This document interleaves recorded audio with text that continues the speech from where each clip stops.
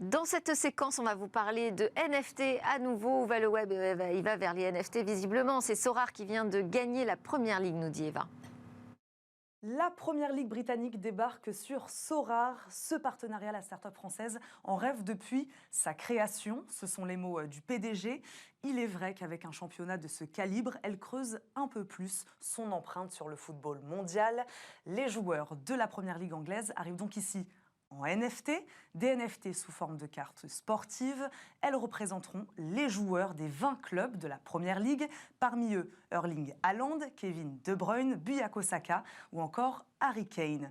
Sorare, vous savez comment ça marche, c'est un jeu de fantasy. Il permet de collectionner des cartes virtuelles de joueurs. Vous composez votre équipe et vous recevez des récompenses en fonction de leur performance réelle en championnat. Il devenait donc difficile de ne pas détenir dans son catalogue des joueurs de cette dimension. Ce championnat de football, en plus, c'est surtout le plus suivi du monde, diffusé dans 880 millions de foyers, dans 188 pays, par 90 diffuseurs et plus de 400 chaînes. Et les droits TV parlent pour eux-mêmes. Ceux de la Première Ligue s'élevaient à 3,5 milliards d'euros la saison dernière. Malgré la forte baisse du marché des NFT en 2022, le monde du sport, vous le voyez, continue d'adopter les actifs numériques et la manière dont les supporters suivent leur équipe et leurs joueurs ne cesse d'évoluer.